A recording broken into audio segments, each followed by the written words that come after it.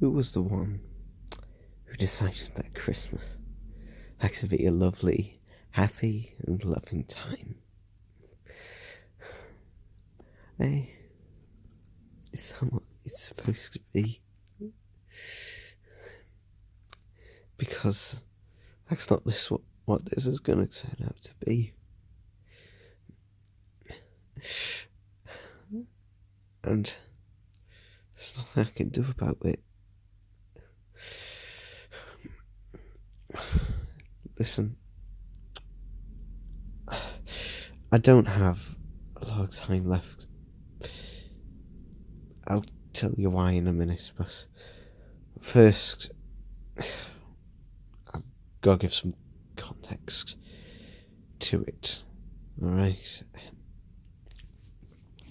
So, as those who had listened to my first series of my podcast, which I thank you very much for doing, it definitely helped, me with my anger issues, helped me to calm down, and it was good, to just talk and get things off my chest.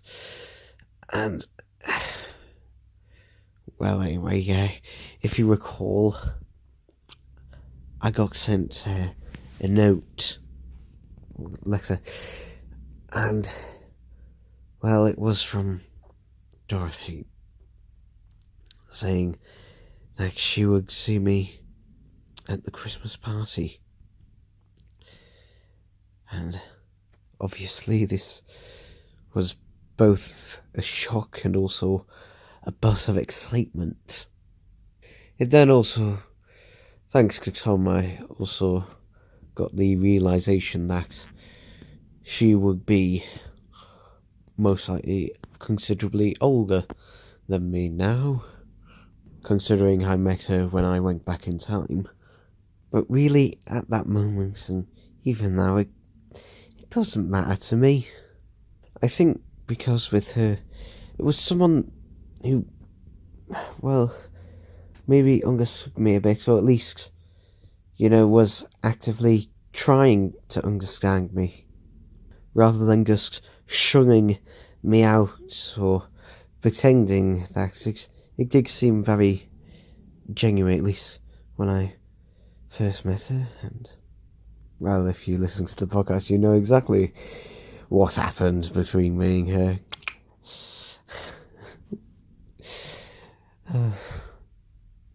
But all that is now is just a memory. A good memory. It's important to have and think of good memories on bad days, because that might just be the one thing that actually gets you through that bad day. I don't see any good memories that'll be able to get me through this day. But anyway, let me tell you some more. So, today was the day of our Christmas party.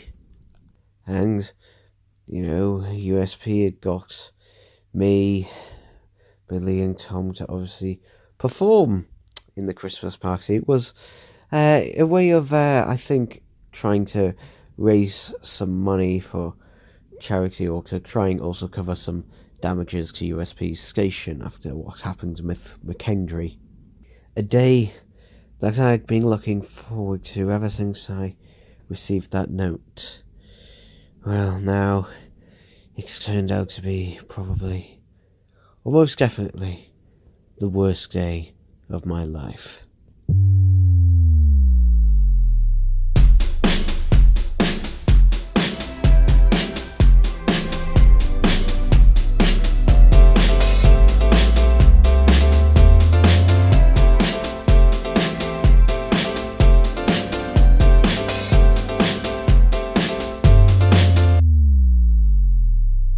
Now, obviously, as I said before, it didn't start off that way. In fact, it started off pretty well.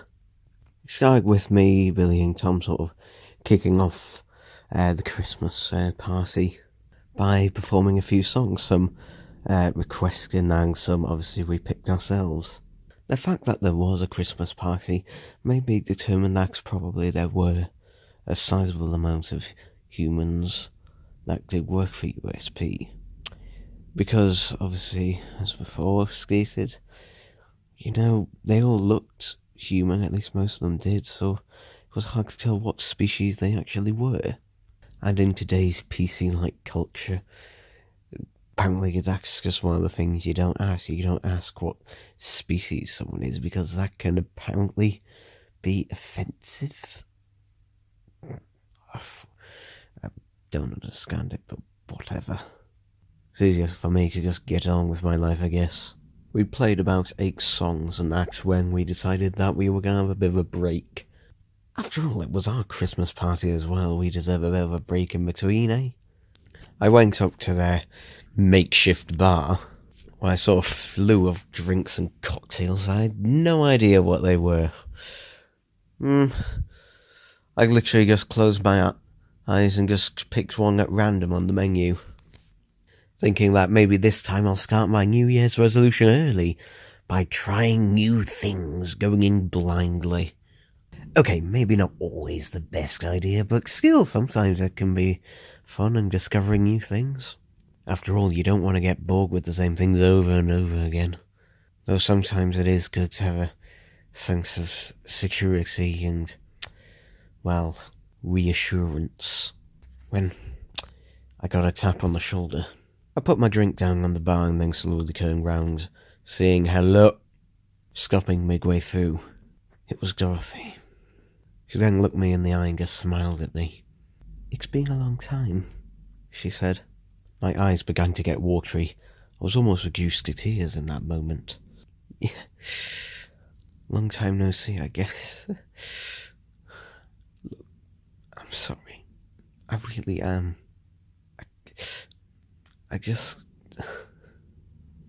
I then abruptly just hugged her. I know it was a bit invasive, invading personal space and accent. Maybe it wasn't the most appropriate thing, but I honestly thought that I might never see her again. So, and I know I barely know her, but it's someone I want to know. I want to get to know more about her. Stuff like this, it's just, you can't really understand it or give it a reason. It's just how you feel. And, well, you can't give feelings rational reasons and that. Sometimes things just happen because, well, there's no reason behind it. So the best thing to do is to just, well, accept it. And besides, she hugged me back as well. As she was hugging me, she said to me, "You wouldn't think it'd be 14 years, or just about then." I then opened my eyes, which had been clenched shut, crying on her shoulder. 14? Well, thereabouts, he said. I mean, come on, Donfrey, you must have guessed it would have been at least a decade or something. I mean, look at me. I met you when I was in my 20s. Now I'm in my 30s. You must have noticed. I then said to her, "I didn't, and I don't care." One of those statements was a lie, the other was the truth. Obviously, I had noticed that she was older. Though the second statement was true. I didn't care. She still looked exactly the same to me. Well, for me, it's not all about looks. In fact, to be honest, that plays a very small percentage of what I find attractive about women. It's not how they look, and actually, I value more their personality than anything else. Their wit, sense of humour, intelligence. I know it may seem cliched, but it's just true. When you go into a relationship with someone, and that it's not just for the romantic part, although that does play a part in it, I'm not going to deny. But it's just someone to be with, someone to talk to, someone you can basically share your life with. It's not something you just want to give away so easily. And obviously maybe I'm getting ahead of myself a bit, but, well, even so. I then asked the question, so, how's your life been? Her eyes then dropped to the floor. Well, it's been good. Difficult at times. Well, quite a lot of the time, I'm not going to deny, but it's been worth it. I'm sorry I wasn't there for you. Look, I realise, and it's, take me time to fully realise, but I know you couldn't help it. I was angry with you at times. Mostly in the beginning, but I realised that you wouldn't have left me like that if you had a choice. I did have a choice. Maybe I could have took you through that crack with me. I should have tried to look you up and that sooner and, maybe try and find you or something, make sure you were all right. But she then put her hand on my shoulder. People from USB told me. I know you've gone through a lot. I know you've been working on your anger issues. And, well, I know what you've witnessed in the past few months. They told you everything. Yes. All my outbursts. How I bit Tom. Look, I'm not saying I approve of any of them. I don't. I'm fully against it, but I know you are as well. And I know they've told me you've been trying. When did you start contacting USP? I'd say about a year ago. I didn't want to go too soon into it. It's supposed to be classified information. You do realise that, I hope. Yeah, but there were several reasons they gave me special access. Ooh, special access. Well, you are special, I'll give you that. She then grinned and nudged me with her elbow. Cheeky bastard. I then finally couldn't put the obvious down. So, I decided to ask her. Look, Dorothy, okay, I'm going to get the elephant out of the room. You know I'm going to be asking this, but have you, found anyone else? Because, well, I'm shit at this. If you haven't, I would like to maybe, get back on. She then perked up and grinned at me again, while I was rolling my eyes around looking at the ceiling, avoiding eye contact. Yes, I've had a few boyfriends since. You were never my boyfriend anyway. We only met for one night.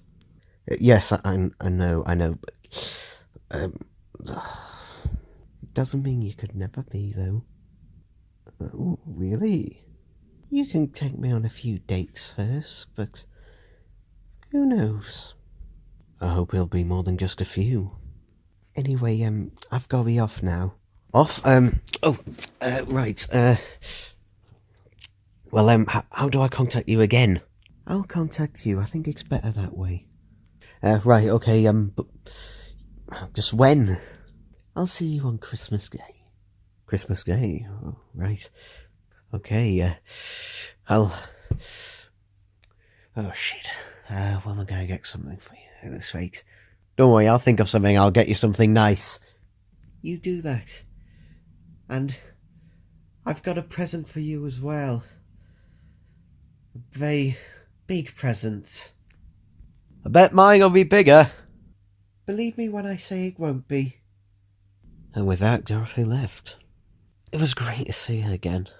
And, despite everything that's happened today since then, that is the one thing that I would never ever change.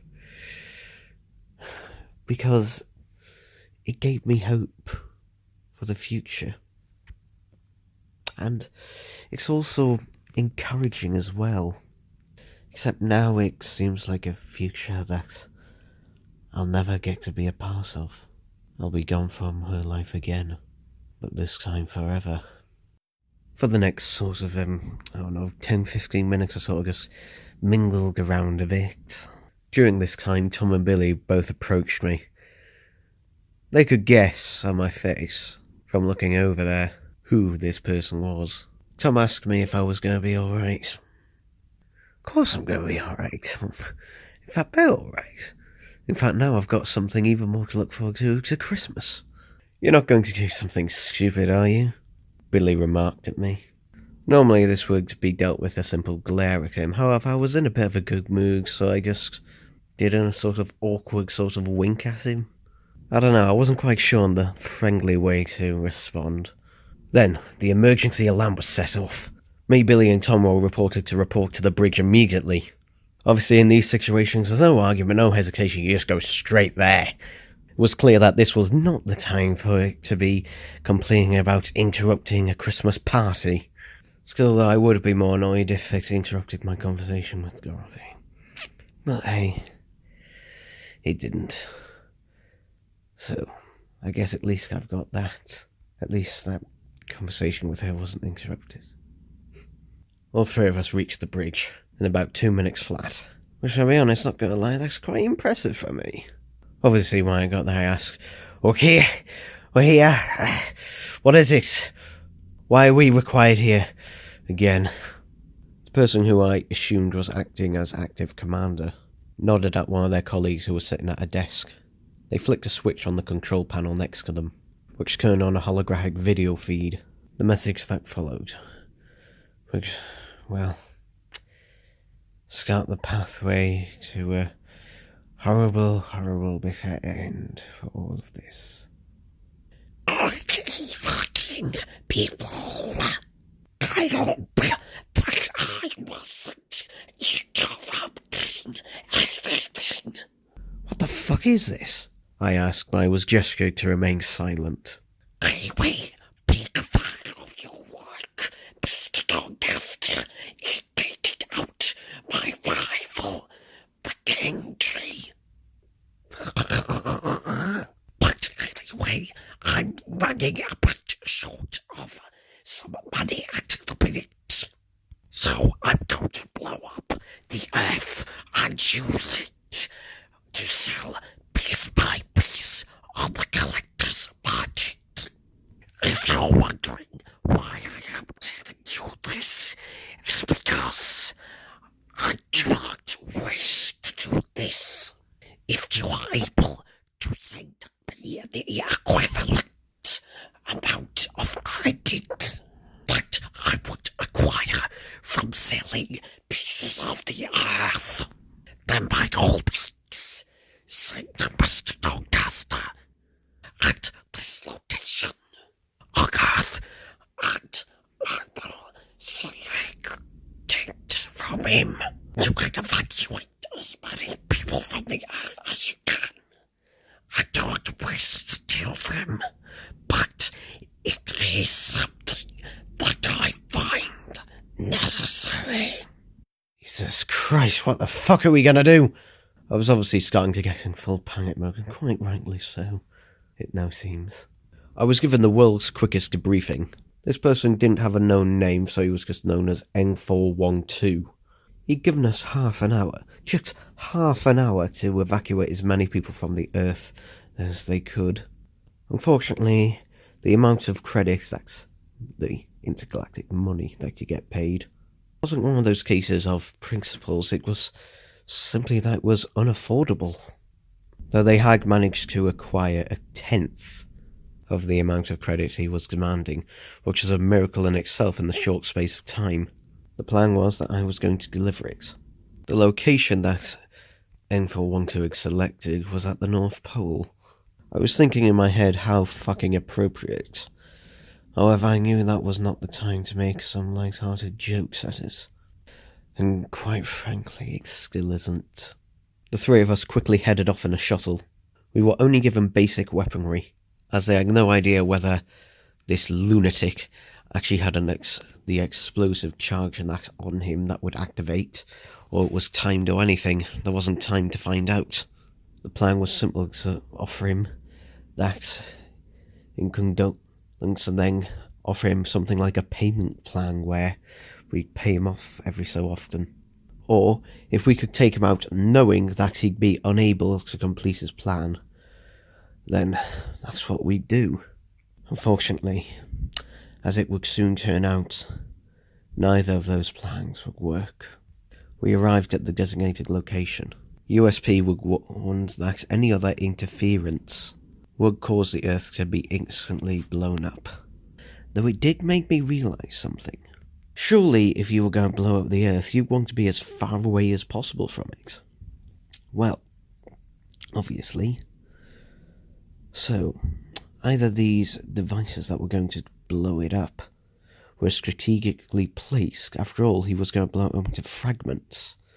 And he must have carefully calculated that one of those fragments would be where his base was.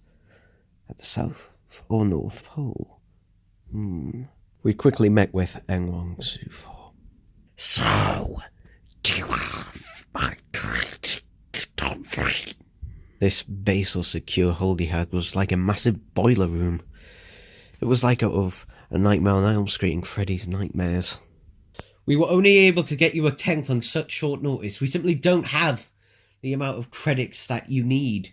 But we can set up some sort of payment plan. Here's a 10th of it now, and, we can pay off. No! This is not as I arranged.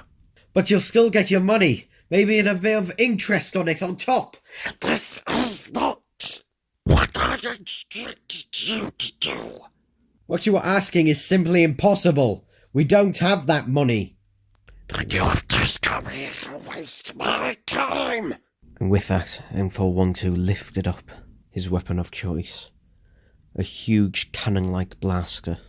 For a second I thought he was going to shoot me with it. But instead, it was aimed at Billy. M412 shot him. Cold-blooded murder. Me and Tom quickly rushed over him. Come on, Billy. Come on. You son of a bitch! I'll fucking kill you! You fucking... Ah! I used the pathetic weapon that USP had given me. It was little more than equivalent to a pistol, but it didn't matter. I was just shooting, frankly blindly in his direction, not aiming properly. Tom then shouted at me, "Donfrey, stop! He could have the detonator on him!" Though at this point I wasn't listening. One of my shots hit a pipe on one of the back walls, which turned out to be a fuel pump. My shot at it not only broke the pipe, but ignited the fuel. The whole room began to burst into flames, with M412 engulfed in it. I then finally stopped moving to face M412, as he was burning to death. I then thought to ask him simply, "How's it gonna be done? How are you gonna destroy the Earth? How are you gonna blow it up? Tell me! Is there a detonator countdown? What?" He then pointed up to a balcony above us, as he fell to the ground, and started burning to a crisp. Tom then quickly headed to the nearest staircase, which led up to a ladder. He climbed all the way up to the top. He did it amazingly quickly, considering he must have been at that point about 120 feet off the ground. He looked at the controls on the machine that was at the top. He shouted back down to me, "He must have another base on the South Pole. It looks like these things are set to detonate in about 10 minutes. No, wait. I mean that wrong." He quickly pondered and looked at it again. "No, wait. It's a fort. We've got 40 minutes. But I think..." He wasn't able to finish the sentence, as the fire had reached some support beams, and the balcony gave way. It was almost like a magic trick. One second he was there, the next he wasn't. He fell so fast I didn't have time to even watch him fall. I then spotted him on the ground. I ran over to him and knelt down beside him and popped his head on my knees. "Tom, come on! Tom." He was trying desperately to talk, though it was clear he didn't have long left. The fire had now completely circled us. Donfrey, they're set in an automatic sequence. 2 explosives he's got. But if we set this one off, it'll break the sequence. But that'll mean half the Earth is blown up. I know. And there's no time to get out, though. We can't get out of here. Seeing all the fire blazing around us. This place is thickly leg-lined, so we can't even call for help. USP up now that 8412 is dead, so they won't send anyone. Bats to kill Billy. And now he's got to be responsible for killing millions. I'm sorry, Donfrey. That I won't be here until the... And with that, Tom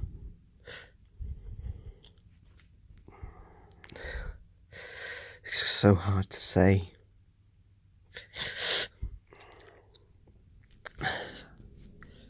I've dragged him beside me. That machine fell with him, plonked down a few feet next to us. It still seems to be functioning because the cables are intact.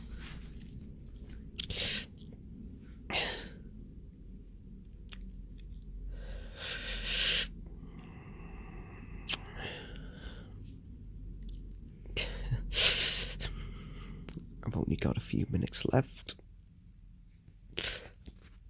I've used a knife that I had on me just in case. I've cut off Tom's shirt and tried to use it as a sort of strip thing to try and congeal the blood. Though he hasn't said anything in this time, and there's no hope. Billy's probably charcoal remains by now. And it looks like me and Tom are going to be as well. But if I do this, I'll be responsible for killing half of the population of the Earth. And I don't know what half it is. I don't know how the halves are divided, or whether this will cause the entire Earth to be blown up. But I know if I don't, at least this way, gives people hope. And that's something that I don't have right now.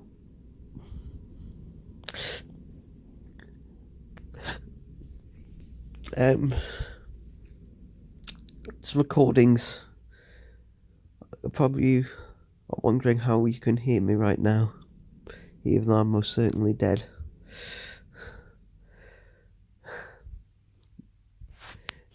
Don't worry. Although I can't manage to get a single QSP, it's enough to get it to the ship. That shuttle that sent us here. It's being sent wirelessly to that. Just a simple little receiver, little radio signal to there. I set it up on my way down because I had a feeling that this would be the end. I don't know, it was just a bad thought in the back of my head.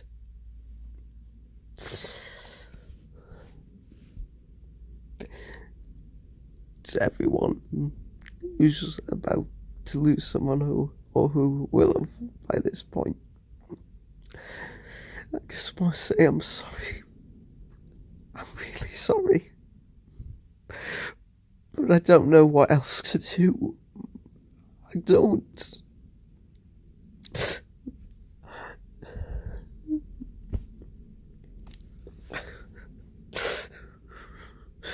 part of me just wants to let everything go in one big loop, but is this going to be better or worse? I don't know.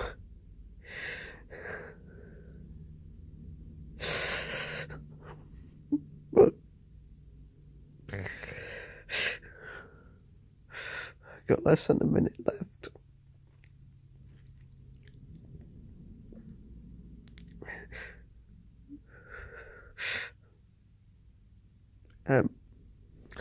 Okay, if you would,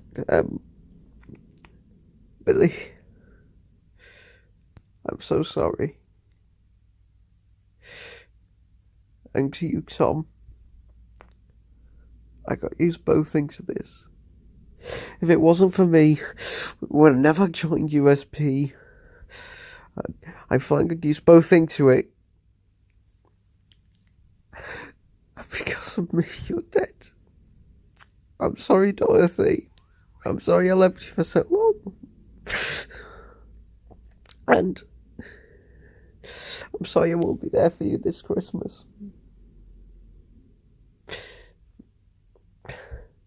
And to USP and everyone on Earth, I'm sorry. I really am. Goodbye. The button. Now.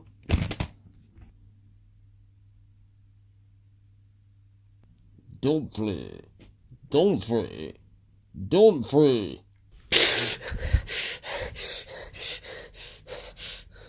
Fuck.